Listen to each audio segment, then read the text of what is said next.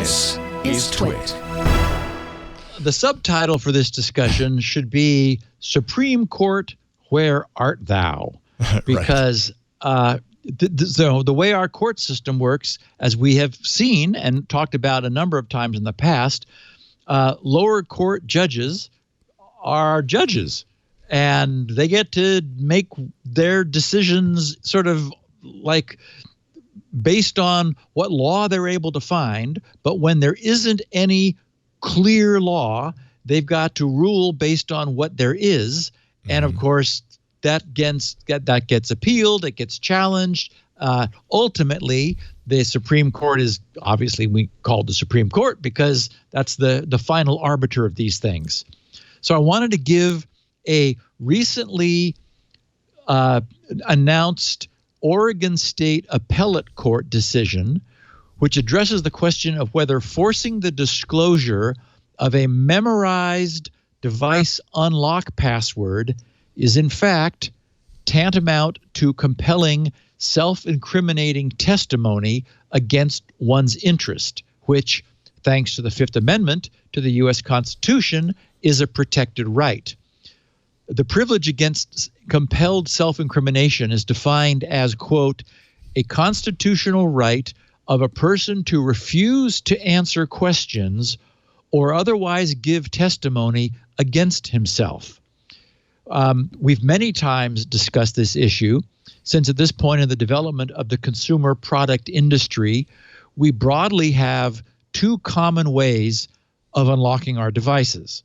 As we discussed last week, biometrics, something you are, whether your face or your thumbprint or your knuckle print or whatever, and the more traditional password, a passcode or a swipe sequence, all of which can be lumped under a secret, considered to be a secret, which is something you know. In the U.S., as I mentioned, we have this problem where when there is no ultra clear constitutional black letter law, nor any more recent ruling by the ultimate Supreme Court of our land, the lesser courts and judges are left with the freedom and the burden of attempting to interpret what has come before in order to create a foundation and a context for new cases which are brought before them. So this is all boiled down to, are we safer against forced device unlock using a password or a biometric? And the upshot, as we've discussed in the past so far, has been that people who have memorized their passwords are safer because they're protected by the Fifth Amendment against being forced or coerced in any way to testify against themselves by divulging their device's unlock password. In other words, it's telling someone your password has been considered to be testimonial in nature. And I would argue that if it's your password that is your secret, then ultimately, whether or not the court rules for or against you withholding it, you still have the right to withhold it. I mean, you could be held in contempt of court, right, if you don't give it up. But you may decide that, well, that's better than letting them see what's in my phone. So, it seems very clear that using a password is the better solution. And of course, we should also note that there is sort of a hybrid here, right? Because if you do the panic act on your iPhone, I think it's you click the power switch rapidly, like 5 times in a row or something, that immediately puts it into it disables the biometrics requiring that you use your password. So you sort of can get the best of both worlds. On the other hand, if something happens, like you're in a car accident and you're unable to get to your phone and the authorities are able to get to it, then you don't have the ability to do that. So anyway, the problem is this is not something, this whole issue of password versus, like, is your password something that can be compelled, is not something that the U.S. Supreme Court has yet ruled on. So the lower courts are flip-flopping around. And another flip-flop happened last week. This Oregon appeals court last Wednesday decided that a woman whose judgment was impaired by methamphetamine when she crashed into a tree, seriously injuring one adult and 5 children passengers, and actually a different adult. So I guess she injured herself, a different adult, and 5 children. They ruled that she can be forced to unlock her iPhone with something she has previously committed to memory. The appellate court's decision states that in their opinion, which is their ruling on the matter, it is not a violation of her Fifth Amendment rights against self-incrimination because the fact that she knows her phone's passcode is a foregone conclusion. So that's interesting and new. This was a 27-year-old woman who crashed her car into a tree in Salem, Oregon, injuring herself, her friend, and 5 children in the back seat. She did not want to give police any help in building a criminal case against her.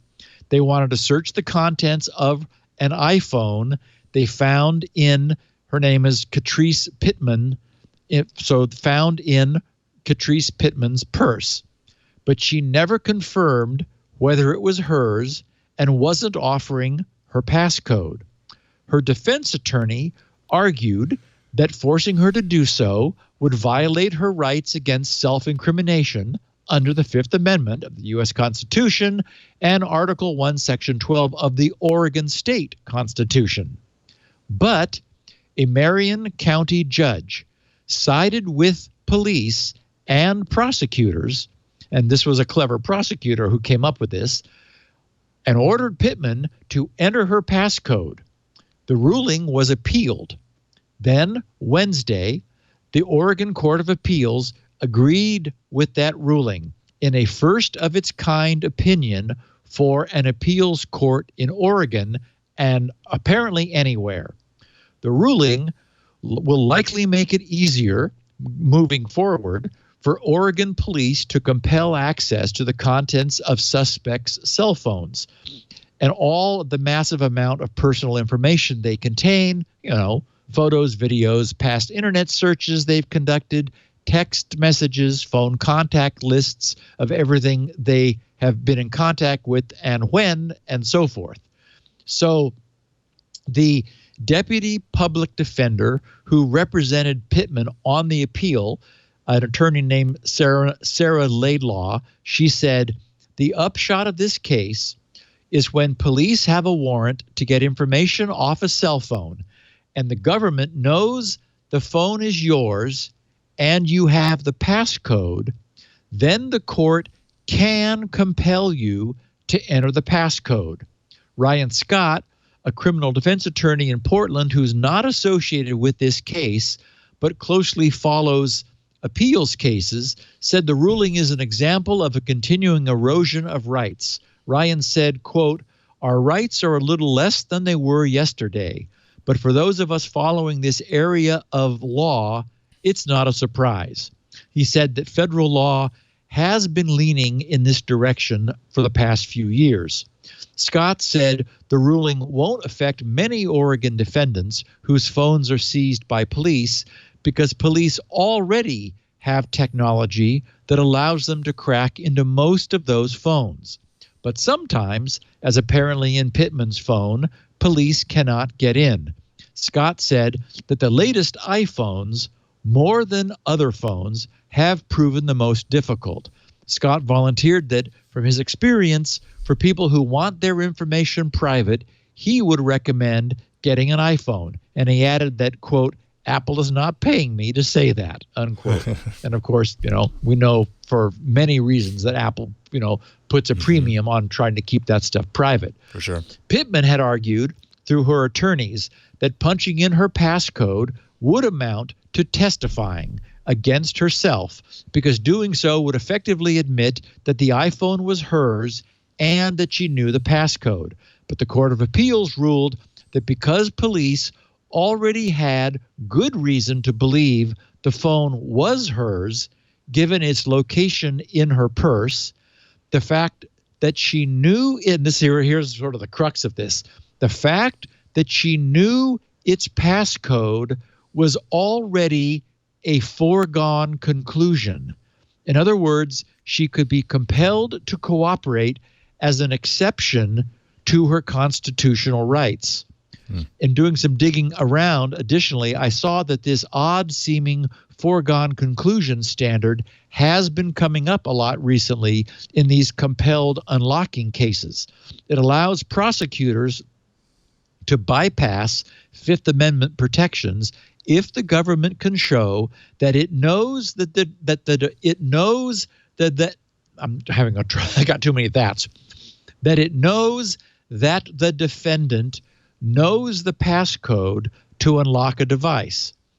And if I ever needed another reason to be a coder rather than an attorney, this is it, since this makes my head hurt. But the reason we need the Supreme Court is that, as we've covered in the past, not all courts, nor even all appellate courts, have ruled in the same direction on this decision. So, we need someone to make this final. Of course, we talked about this before.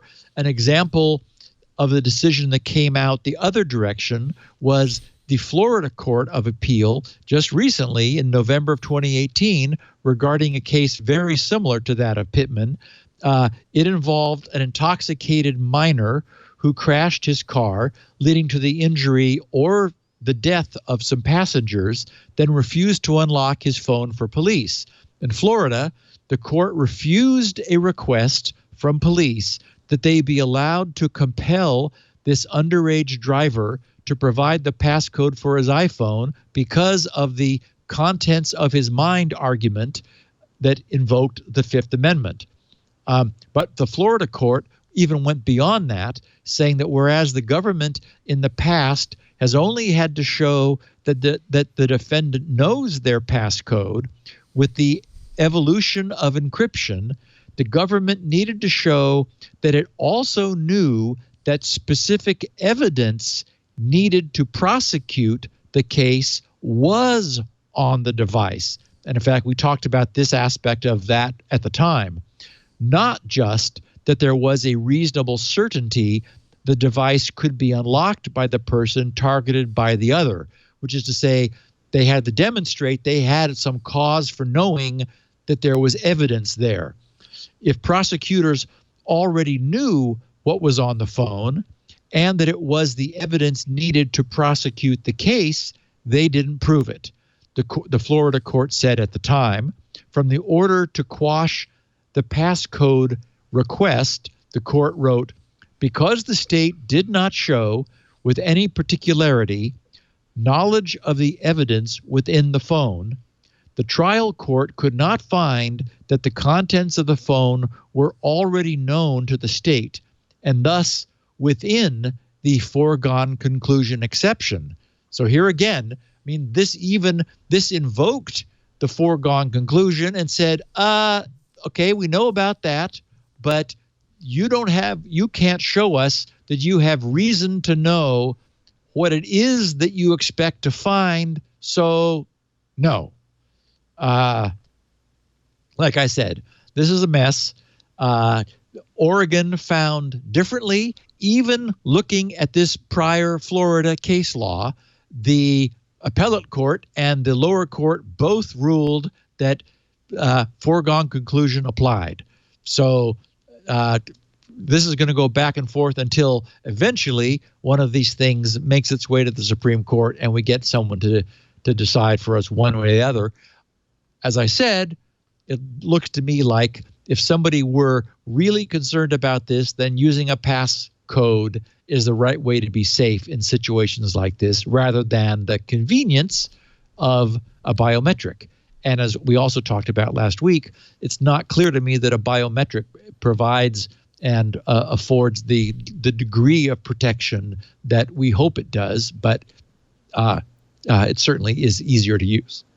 How in that situation, you've got a phone, you've got a PIN on it, and say you are in the position to say, I don't remember my PIN.